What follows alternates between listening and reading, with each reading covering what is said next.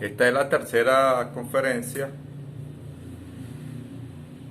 Albañiles y chapuceros, la casa amenazada, es un título que refiere un poco al sentido de la construcción histórica, antropológica, cultural de nuestra casa, que es la metáfora, la casa, la metáfora fundamental en Casa Doble, Memoria Breve de una Casa Amenazada, para trabajar justamente una doble apropiación que se ha planteado a lo largo de las dos conferencias anteriores: apropiarse de la biografía de la casa y apropiarnos de nuestra propia biografía, de nuestra vida, porque es delicado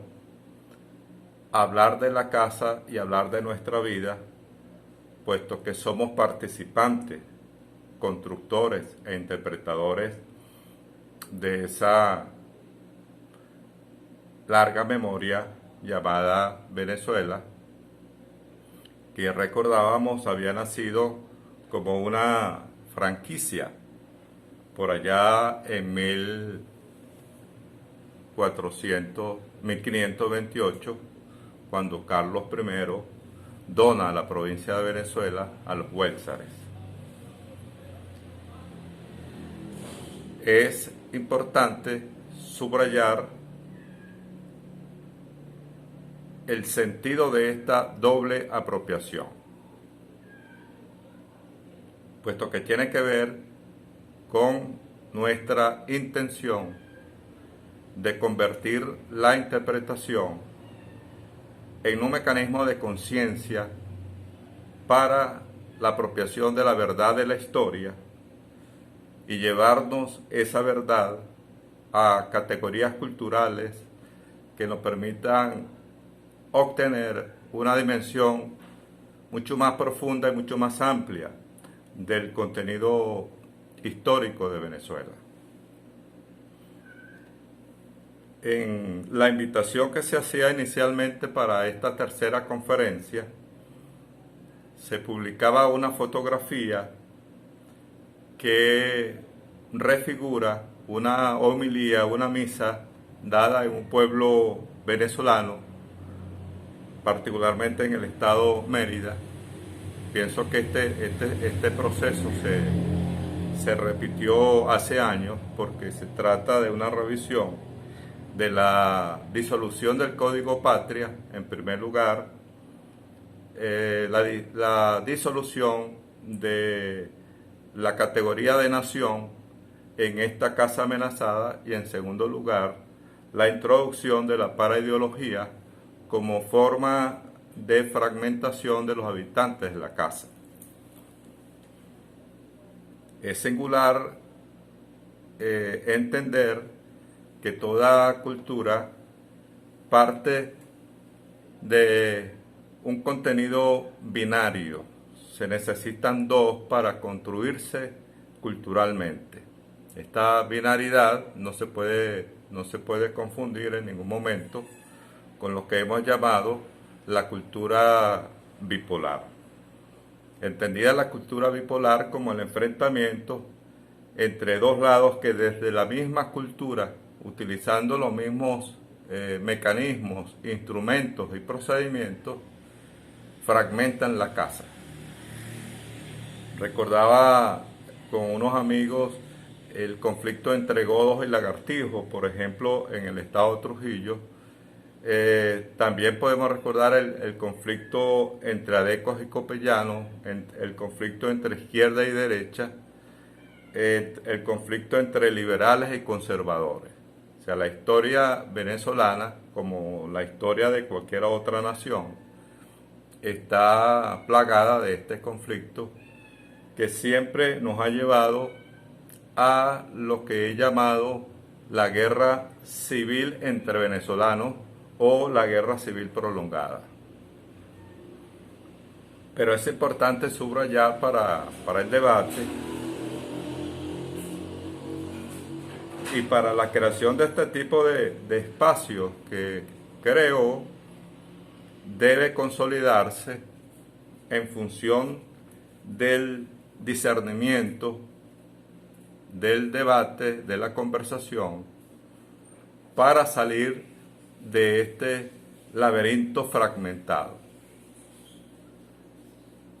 Frente a la campaña por la disolución del Código Patria, esta campaña se acompaña dentro de la cultura de la binaridad y de la bipolaridad, se acompaña lamentablemente con la desaparición de los espacios de discernimiento.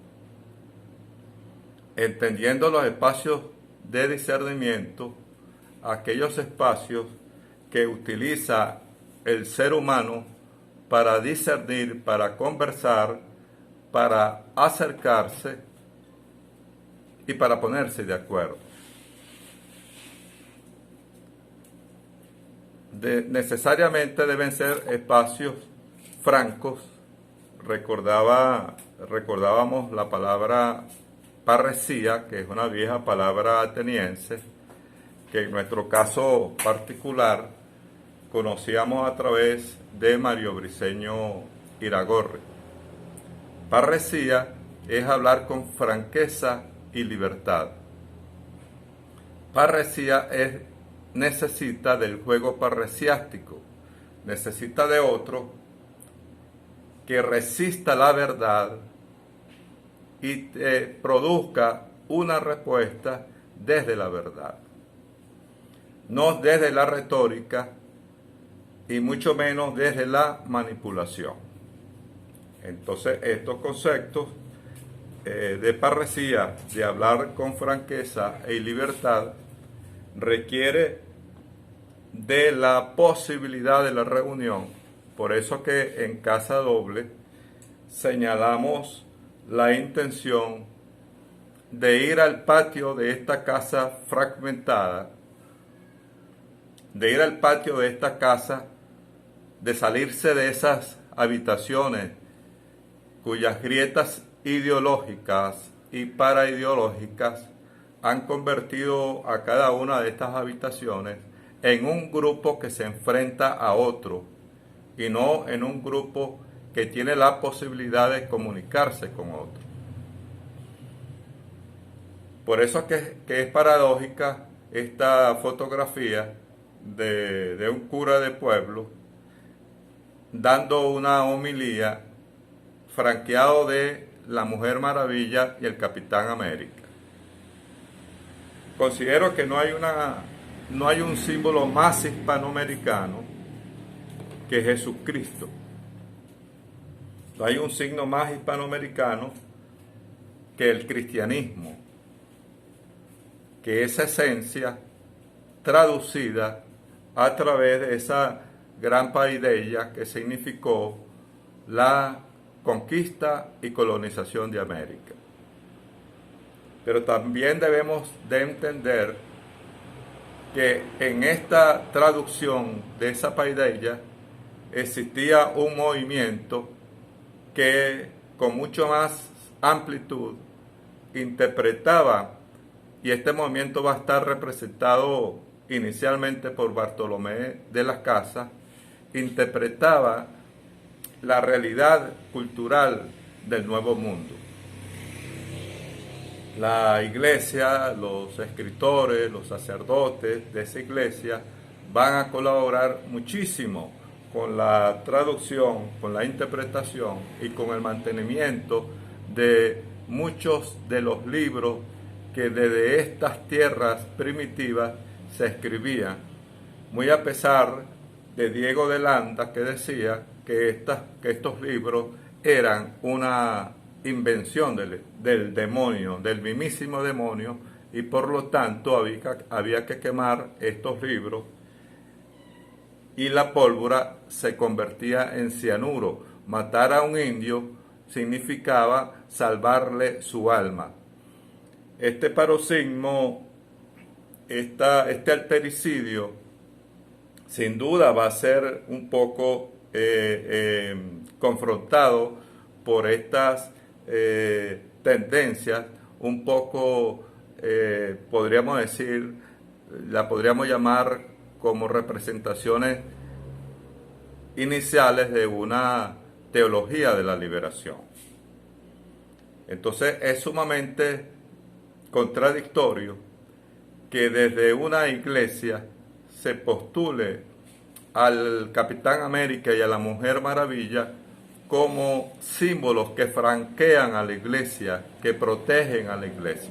Por supuesto que esto está acompañado, y lo sabemos, porque a partir del 2014 se genera en Venezuela una doble campaña, una que tiene que ver con el desmembrar el Código Patria.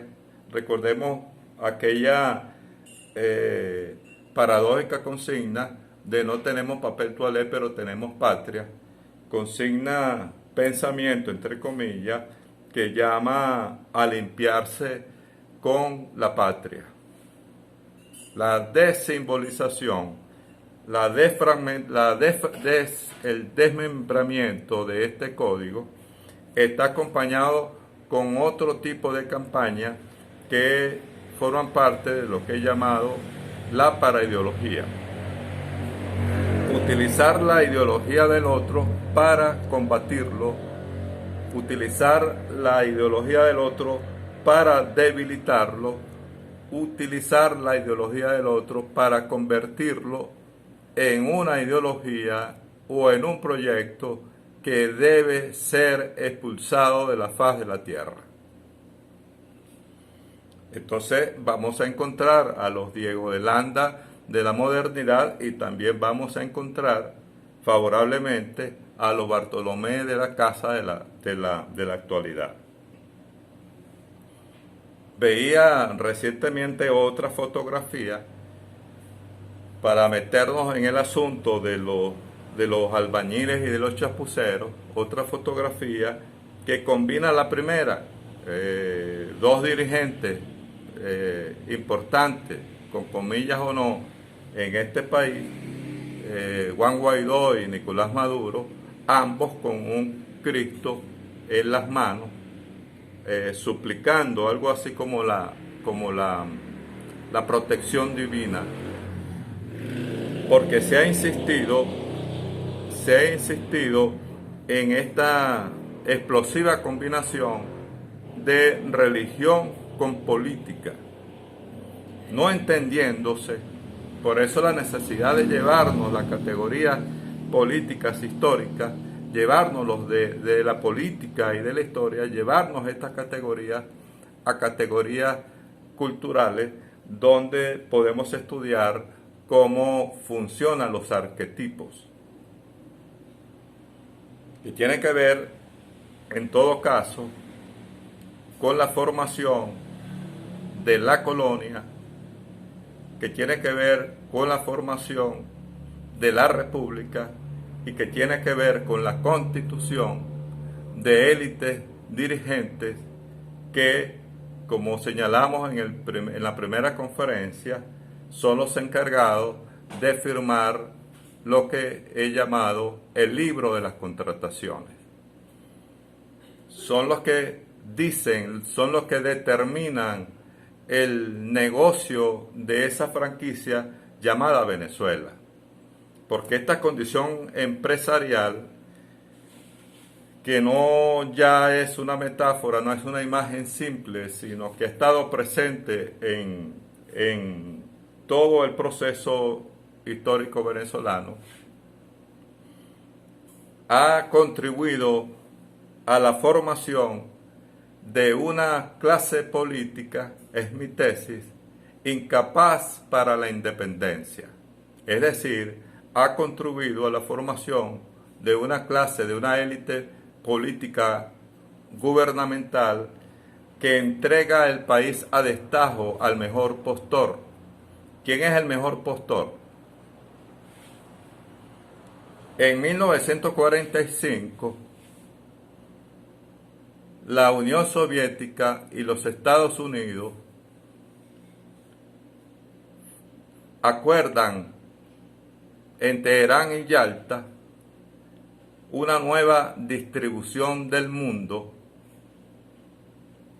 una nueva redistribución del mundo, que en el caso nuestro de América del Sur o de Latinoamérica comienza en 1492.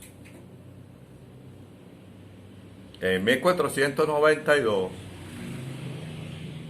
España, al igual que Portugal, se introducen como potencias dominadoras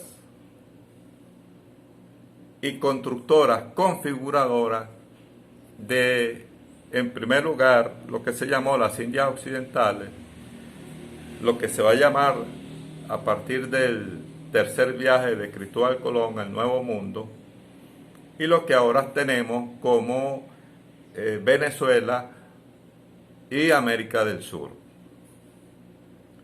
Este sentido de conquista, este sentido de colonización, no ha sido tomado en cuenta con profundidad para entender la configuración de lo que yo llamo la cultura de la dependencia, que es la cultura que construye desde una diversidad no contradictoria las clases políticas de Latinoamérica que no han logrado reunir a las naciones en lo que Bolívar llamó la Gran Colombia. La realidad actual latinoamericana nos muestra, nos enseña cómo el proyecto bolivariano es un proyecto derrotado. Debo tener cuidado al decir esto porque estoy hablando de la Gran Colombia como proyecto derrotado, pero no estoy hablando del pensamiento bolivariano como pensamiento derrotado.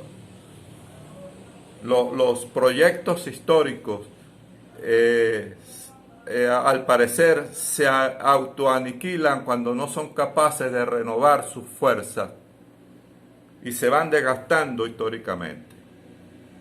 También pudiera ocurrir con el pensamiento, pero en este caso siempre ha estado presente en todas las repúblicas, de alguna u otra manera, desde alguna u otra dimensión, el pensamiento bolivariano. La tesis de Mario Briceño Iragorri en la obra 11 es que no podemos tener una teoría de pueblo si no tenemos una teoría sobre Bolívar, porque lo considera, al igual que J.M. Briceño Guerrero, como el padre de la libertad. El pensamiento de la gran dimensión cultural latinoamericana que va mucho más allá de la conformación de un estado, de una nación, y el Istmo de Panamá pudo convertirse en la gran referencia que unificaba a las naciones del sur latinoamericano o americano en función de ese gran proyecto de vida, en función de esa gran poética y política de integración que se llamó la Gran Colombia. Y decía en la segunda conferencia que este proyecto justamente fue derrotado por los Estados Unidos cuando estos derrotan en 1898 a las fuerzas navales de España frente a La Habana. Paradójicamente, la derrota de España significó la derrota del proyecto de la Gran Colombia, porque los Estados Unidos hereda la cultura imperial y la profundiza la cultura imperial de España, pero lo está haciendo desde 1823 con la teoría Monroe. Como la teoría Monroe, y esto es una cuestión digna de estudio, ha ido evolucionando hasta nuestros días. La gran teoría que señala que América es para los americanos, porque los norteamericanos se oponen más a la intervención de España en los asuntos de América y luego se van a oponer, por supuesto, a la intervención, con algunas excepciones, a la intervención de las potencias europeas en los asuntos territoriales y políticos de América del Sur. Pero en Venezuela, paradójicamente, se presenta en 1902, 4 años después de esta derrota de España frente a La Habana, en las aguas frente a La Habana, se produce el bloqueo de algunas potencias europeas a Venezuela. Esta es una historia reciente, una historia que tiene algo más de un siglo, pero que permite redimensionar el papel de los Estados Unidos frente a lo que va a ser su política diplomática, su política exterior y, por supuesto, su política imperial. Debemos investigar, debemos ser muy responsables al respecto. Lo que se llamó la teoría Drago, Luis María Drago, el embajador argentino, solicita en nombre de Argentina a los Estados Unidos que aplique la teoría Monroe. Es decir, ninguna potencia europea podía intervenir a ninguna nación latinoamericana. Paradójicamente los norteamericanos alteran su teoría Monroe, su doctrina Monroe, y permiten que estas potencias bloqueen a Venezuela. En el libro Casa Doble recuerdo, por ejemplo, porque nosotros tenemos un santo patriota, recuerdo cómo José Gregorio Hernández se presentó en La Guaira solicitando un fusil para la defensa de la patria. Esto lo estudia, conocí esta información gracias a la lectura que he hecho, más o menos profunda, de Mario Briceño Iragorri. El sentido del nacionalismo, el sentido de defender la patria frente a una agresión extranjera. Los Helio Abram de entonces se proponen como mediadores y finalmente se produce un acuerdo entre las potencias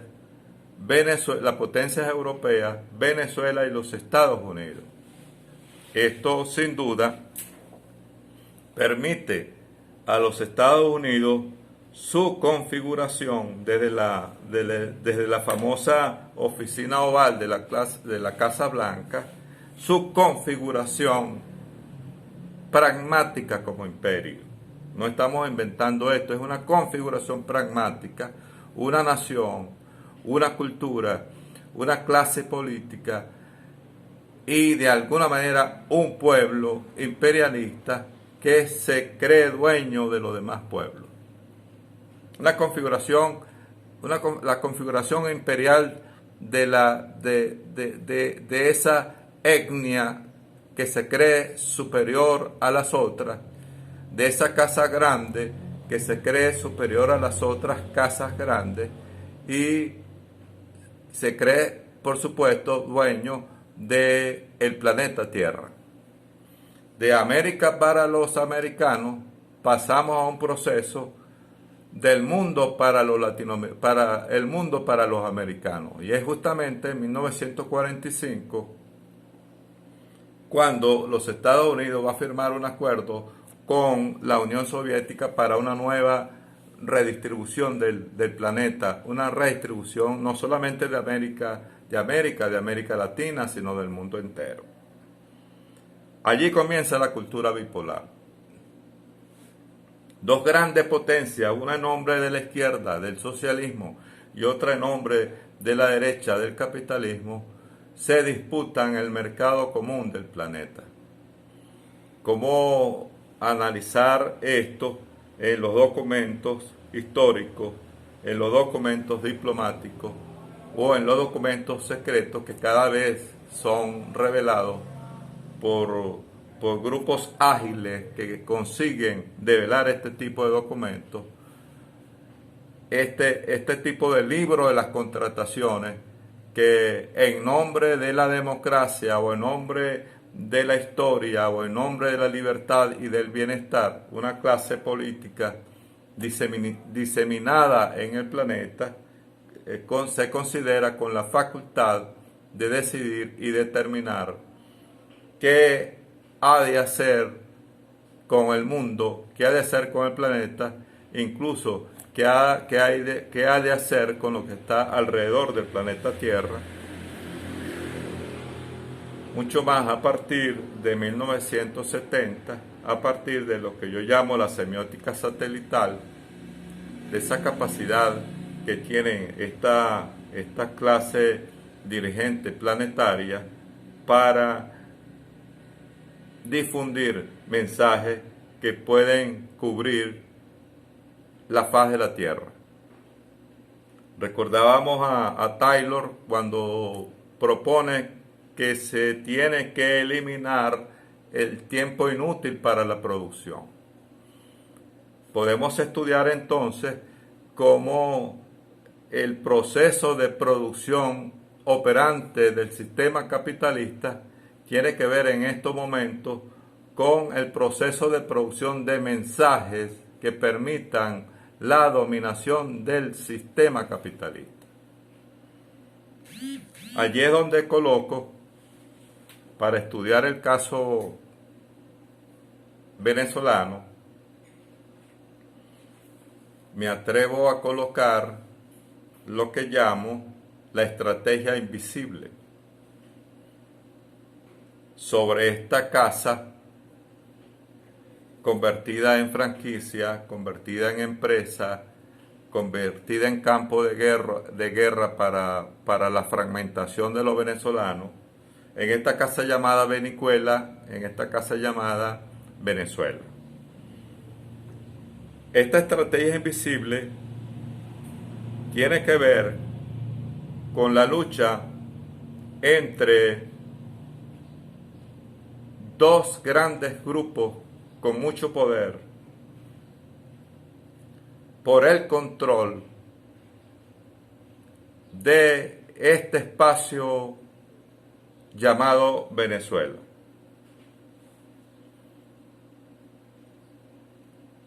Una lucha que, sobre todo, a nivel semántico, ha adquirido dimensiones que podrían conformar lo que yo llamo la cultura del odio.